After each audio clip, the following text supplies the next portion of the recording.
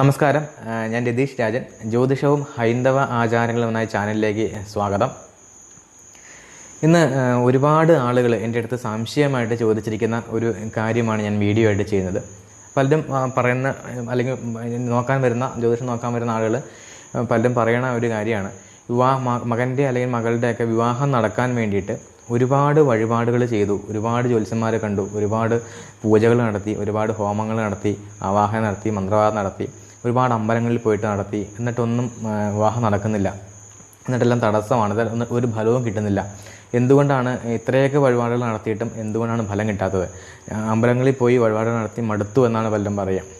അപ്പോൾ എന്തുകൊണ്ടാണ് ഇങ്ങനെ ഇത്രയൊക്കെ നമ്മൾ വഴിപാടുകൾ നടത്തിയിട്ടും എന്തുകൊണ്ടാണ് ഈ വിവാഹ തടസ്സം മാറാത്ത, അല്ലെങ്കിൽ വിവാഹ അനന്തര ജീവിതത്തിൽ വിവാഹം കഴിച്ച ആളുകൾ ഇപ്പോൾ 10-15 ദിവസം ആയപ്പോൾ തന്നെ വിവാഹത്തിന് ഡൈവേഴ്സ് ആയിട്ടുള്ള കേസുകളൊക്കെ ഉണ്ട്. അപ്പോൾ എന്തുകൊണ്ടാണ് വിവാഹ അനന്തര ജീവിതത്തിൽ ഒരു സ്വസ്ഥത, ഒരു സുഖം കിട്ടാത്തത് എന്നുള്ള കാര്യത്തെക്കുറിച്ചിട്ടാണ് ഞാൻ സംസാരിക്കാൻ പോകുന്നത്. ഇങ്ങനെ ഈ വിവാഹത്തിൻ്റെമായിട്ട് ബന്ധപ്പെട്ട കാര്യങ്ങൾക്ക് വേണ്ടി നമ്മൾ എപ്പോഴും വഴിപാടുകൾ ചെയ്യുന്നത് ദേവന്മാർക്ക് വേണ്ടി അമ്പലങ്ങളിൽ മാത്രമാണ് നമ്മൾ വഴിപാടുകൾ ചെയ്തിട്ടുള്ളൂ. യഥാർത്ഥത്തിൽ മനുഷ്യൻ 2 തരത്തിലുള്ള കർമ്മങ്ങൾ ചെയ്യേണ്ടതുണ്ട്. ദേവകർമ്മങ്ങളും പിതൃകർമ്മങ്ങളും ചെയ്യേണ്ടതുണ്ട്. ഇപ്പോൾ നിലവിൽ ഇങ്ങനെയുള്ള ഈ പറയുന്ന ആളുകളെല്ലാം, അല്ലെങ്കിൽ പൊതുവേ ഉള്ള ആളുകളെല്ലാവരും ചെയ്യുന്നത് ദേവകർമ്മങ്ങൾ മാത്രമാണ്. ദേവനെ പ്രീതിപ്പെടുത്തുക, ദേവതകളെ പ്രീതിപ്പെടുത്തുന്ന തരത്തിലുള്ള കർമ്മങ്ങൾ മാത്രമാണ് ചെയ്തു പോരുന്നുള്ളൂ. പക്ഷേ ഇതോടൊപ്പം തന്നെ അതേ പ്രാധാന്യത്തോടു കൂടി ചെയ്തു പോരേണ്ട ഒരു കർമ്മമാണ് പിതൃകർമ്മം. വളരെ പുരാതന കാലം മുതൽ തന്നെ പിതൃകർമ്മത്തിന് വളരെയധികം പ്രാധാന്യം നൽകിയിരുന്ന ഒരു സംസ്കാരമാണ് ഹൈന്ദവ സംസ്കാരം.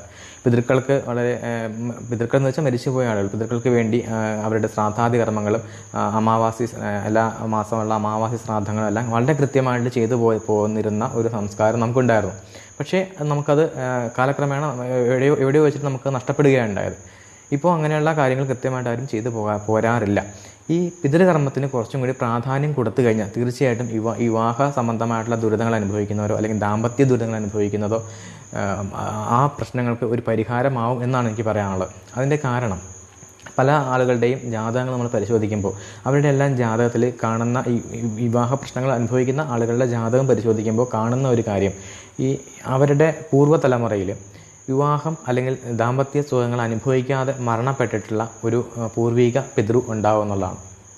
അപ്പോൾ നമ്മളുടെ പൂർവികർ ചെയ്തിട്ടുള്ള അല്ലെങ്കിൽ അവർ അനുഭവിച്ചിട്ടുള്ള ദുരിതങ്ങളുടെ ഫലങ്ങൾ, അല്ലെങ്കിൽ അവരനുഭവിച്ചു പോന്നിട്ടുള്ള ദുരിതങ്ങളുടെ ഫലങ്ങൾ അടുത്ത തലമുറയിലേക്ക് ആവർത്തിക്കപ്പെടും.